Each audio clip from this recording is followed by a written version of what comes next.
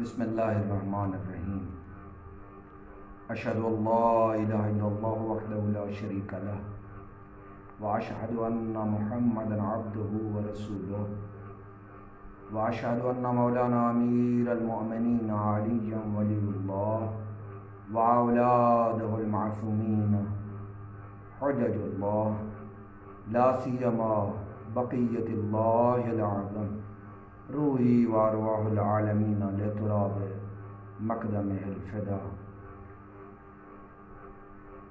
اما بعد، سندھ سے ایک پاک سید سردار نے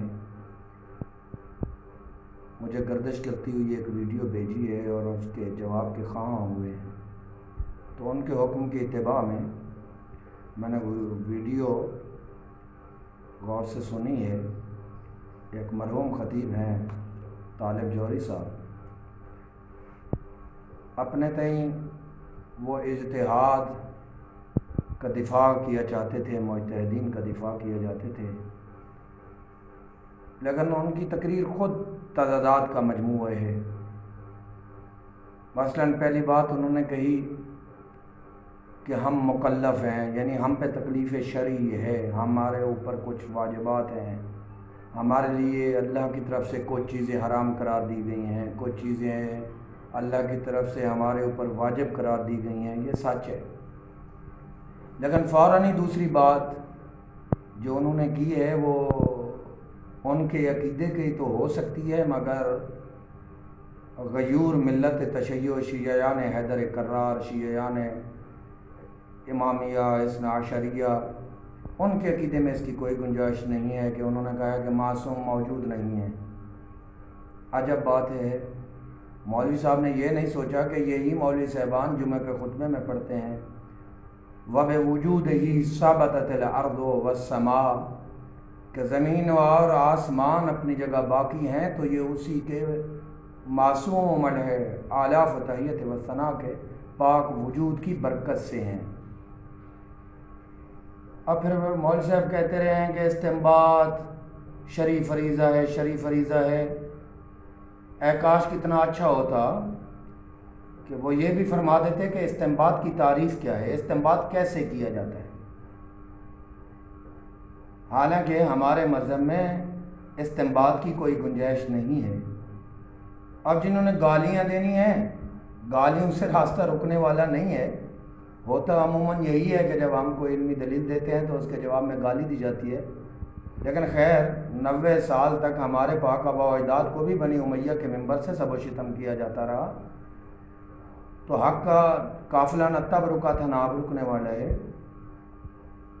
شیخ اور عاملی کی کتاب وسائل الشیعہ جلد نمبر 27.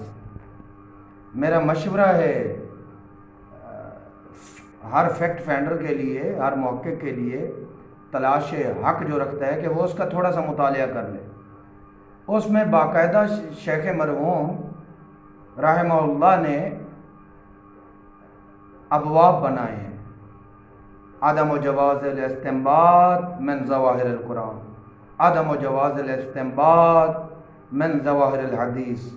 اور وسائل شیعہ چیپٹر 10 نمبر باب کا تو انہوں نے نام ہی رکھ دیا عدم و جواز تقلید غیر معصوم. معصوم کی تقلید ہی جائز نہیں، غیر معصوم کی تقلید ہی جائز نہیں.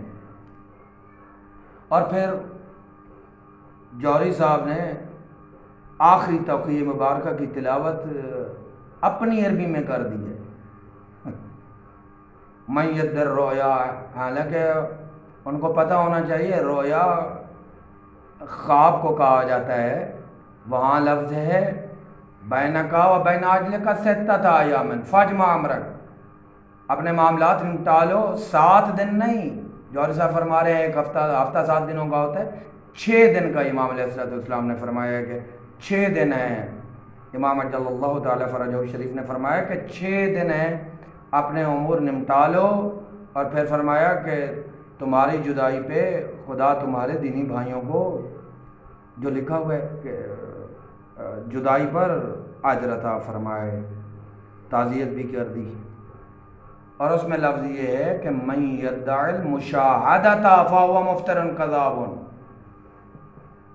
جس نے بالمشافہ ملاقات کی کا دعویٰ کیا وہ جھوٹا ہے، وہ جیل ساز ہے، 2 نمبر ہے۔ رویا کا لفظ وہ اپنی طرف سے لے آئے ہیں، ایسا ہرگز نہیں ہے۔ اور پھر آگے جو انہوں نے فرمایا ہے کہ جناب بالکل حدیث آخری توقیہ مبارکہ کے لفظ ہیں فَأَمَّا الْحَوَادِثُ الْوَاقِعَةُ، اور جہاں تک پیش آنے والے حادثات کا تعلق ہے فَارْجِعُوا إِلَىٰ رُوَاةِ أَحَادِيثِنَا، یہ لفظ ہیں۔ یہاں قابل غور بات یہ ہے کہ روات راوی کی جمع ہے، احادیث حدیث کی جمع ہے، راویان حدیث کی طرف رجوع کو حکم دیا گیا ہے۔ اور یہاں وہ گڑمٹ کر رہے ہیں کہ جناب وہ شاید رجوع کو تقلید سمجھنا چاہتے ہیں، سمجھانا چاہتے ہیں، اور اس پہ تقلید کا نام غلاف دے کے لکھنا چاہتے ہیں۔ ایسا ہرگز نہیں ہے، ہم رجوع کے قائل ہیں۔ رجوع الجاہل الی العالم، عالم کی طرف جاہل کا رجوع کرنا یہ واجب ہے، یہ شرعاً واجب ہے۔ اسی سے پوچھے گا بندہ جو نہیں جانتا، اس سے پوچھے گا کہ جو جانتا ہے۔ تو رجوع علیحدہ موضوع ہے اور تقلید علیحدہ موضوع ہے۔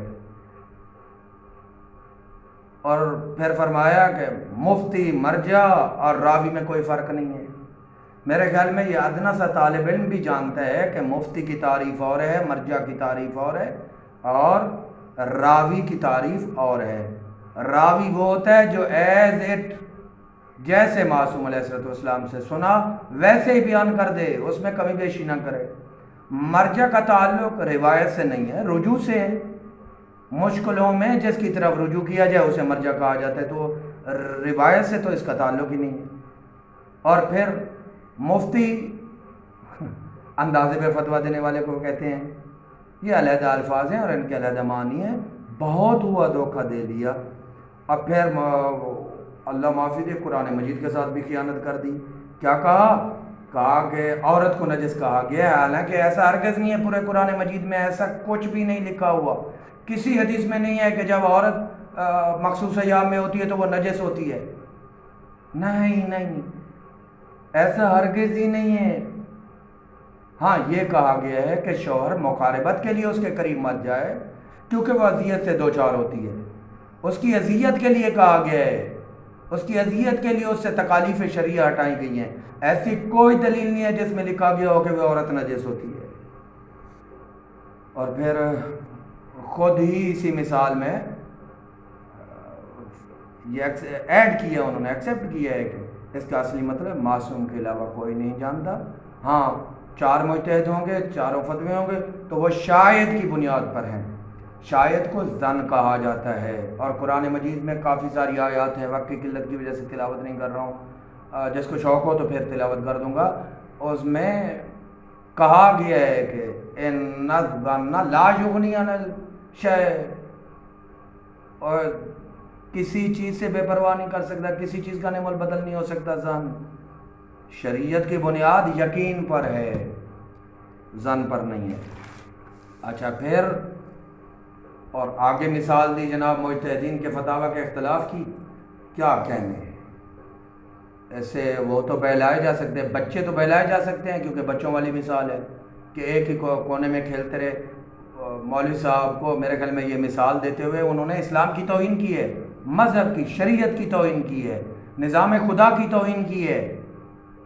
شریعت کوئی کھیل کا میدان نہیں ہے کہ وہ اس کونے میں کھیلے، وہ اس کونے میں کھیلے، وہ اس کونے، اسی وجہ سے فتاویٰ کا اختلاف ہو گیا۔ یہ تو میرے خیال میں بچہ بھی سمجھ سکتا ہے کہ یہ مثال غلط ہے۔ اور پھر اگلی بات فرمایا کہ معصوم علیہ السلام 2-3 مرتبہ فرمایا کہ معصومین علیہ السلام نے ہمیں یہ شریعت، یہ جو ہے نا 4 ستون بخشے ہیں، قرآن، سنت، اجماع اور عقل۔ مولوی صاحب میرے خیال میں آپ تقریروں میں الجھے رہے، ورنہ آپ کو پتہ ہونا چاہیے یہ کہ قرآن، سنت، اجماع اور عقل کا یہ جو 4 اصول بنائے گئے ہیں، ان کا فرمان معصوم سے کوئی تعلق نہیں۔ ہمارا کھلا چیلنج ہے، ہم معافی بھی مانگیں گے، ہم کو گالیاں دینے والے نہیں، ہم معافی بھی مانگیں گے اور ماشاءاللہ ان کے نظام کے بھی قائل ہوں گے جو فرامین معصوم علیہ الصلوۃ والسلام سے یہ دکھا دیں کہ معصوم مولا پاک کی پاک ذات نے یہ فرمایا ہو کہ قرآن سنت اور عقل دین کے 4 ستون ہیں، ایسا ہرگز نہیں۔ پھر ماشاءاللہ تقلید کی تعریف بھی کر ڈالی، جیسے وہ تقریر کیا کرتے تھے۔ تقریر میرے خیال میں یہ تقریر کی تعریف تو ہو سکتی ہے، تقلید کی نہیں۔ مولا اخوند خراسانی نے کفایت الاصول کی آخری فصل میں تقلید کی تعریف کی ہے، وہی میں پڑھ دیتا ہوں، انہیں کہیں یہ مقرر ہیں کیا۔ ملا لکھتا ہے ہوا قول الغیر ہوا اخذ القول الغیر ورائے، ہوا اخذ القول الغیر ورائے۔ تقلید کیا ہے؟ اپنے علاوہ کسی کے قول یعنی فتوے یا رائے کو لینا، قبول کرنا، کس لیے؟ للعمل بہی فی الفرعیات، تاکہ فروعات میں اس پر عمل کیا جا سکے، او للالتزام بہی فی الاعتقادیات، یا عقیدے میں دلیل لازم کے طور پر۔ لیکن حالت کون سی ہو، کنڈیشن کیا ہے؟ ملا کنڈیشن لگاتے ہیں کہ تعبداً، عبد بن کر، عبد محض بن کر، بلا مطالبت دلیل، اس سے دلیل نہیں مانگ سکتا کہ قرآن میں کہاں ہے، سنت میں کہاں ہے۔ اور پھر ماشاءاللہ تقلید کی تعریف کیا چاہتے ہیں، چیلنج ہے، کوئی آپ 400 سال 500 سال 600 سال 700 سال پہلے کی کوئی کتاب، کوئی باقاعدہ چیپٹر ہی دکھا دیں، کتب اربع میں سے کوئی چیپٹر دکھا دیں جو تقلید کی حمایت میں ہو۔ شیعہ اسکول آف تھاٹ کی جو انہوں نے 4 کتب اربع بنائی ہیں، ڈکلیئر کی ہیں، ان میں سے جو فرسٹ بک ہے کافی، اس کا میں نے ترجمہ بھی کیا، مارکیٹ میں موجود ہے، اس میں پہلی جلد میں صفحہ نمبر 52 پہ باب تقلید ہے، 3 احادیث ہیں۔ 2 احادیث کہتی ہیں تقلید غیر معصوم شرک ہے، ایک حدیث کہتی ہے تقلید فقط معصوم علیہ السلام کی۔ اور پھر بحار الانوار کا علامہ مجلسی بھی میرے خیال میں کچھ بھی نہیں جانتے تھے ان کے نزدیک۔